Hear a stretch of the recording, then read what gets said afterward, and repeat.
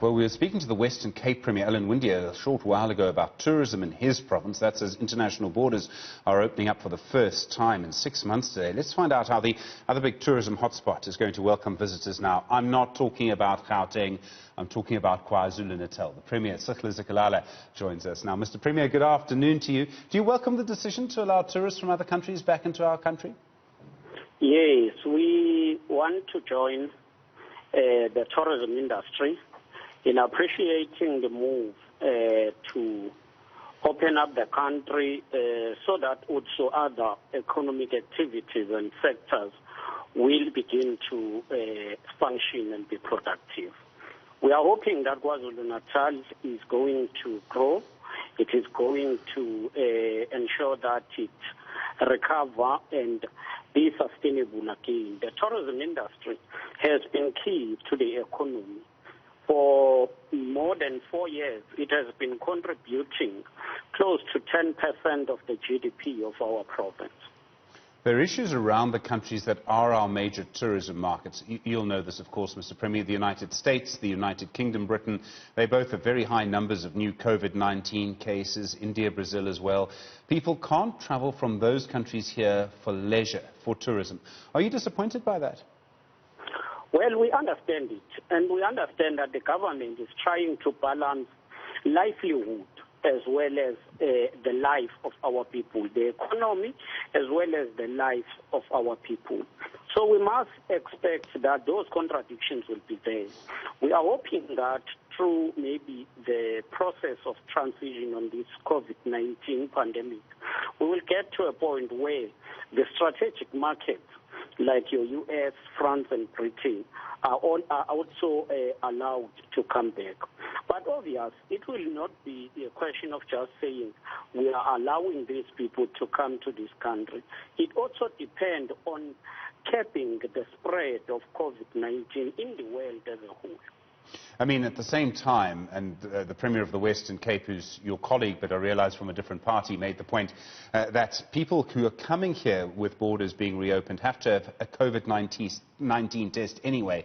They have to be shown to be negative. He suggests that means that Britain and the United States should be opened, and he's going to make that submission to national government. Would you join him in that, or will you just follow the guidance from national government for now? No, we will have to follow the guidance from national government.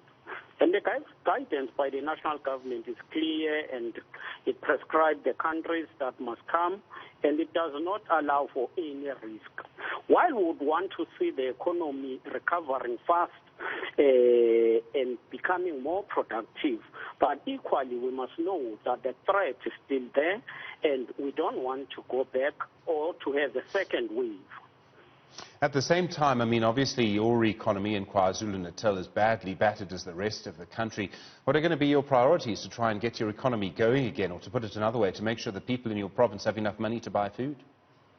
Yes, but since we moved to level 1, in fact to level 3 now, the opening of our of the hospitality industry shows that there is improvement in terms of the rate of occupancy.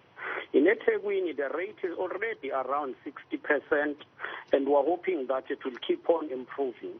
In Pietermaritzburg and around, it is around 35%, and there is no way where it is below 30%. And therefore, we believe that as we continue, we will see more and more of the increase. Because we must not only depend on foreign tourism, but also domestic tourists, and domestic tourism must be encouraged. Are you expecting a lot of people from Gauteng to come and spend the Christmas holidays in your province? We do. As it happened during the previous last weekend, KwaZulu-Natal roads were packed, traffic in each and every toll gate, and we believe that going forward people will come to spend holidays in Durban and KwaZulu-Natal as a whole. And Mr. Premier, I won't push you on this. You may consider my next question unfair. If you don't want to comment, that's absolutely fine. But you're also chair of the ANC in KwaZulu-Natal. We've seen these arrests by the NPA, the 7 people arrested in relation with corruption in the Free State, also the arrest of one of the former ANC MPs, Vincent Smith. Any comment on that from you? As I say, I won't push you. Well, the ANC is clear on that line. And once people are charged, they must step aside, and then the processes of prosecution must go on. If they are cleared, they will be given space to come back to the movement. And we don't believe that we must undermine the process and the decisions of the NEC in that regard. So you support the NEC's move that anyone implicated in corruption must step aside? Must step aside and go to the Integrity Commission. Sihle Zikalala, sir, thank you very much indeed. I wasn't sure if you would answer or not, but I'm very glad that I asked.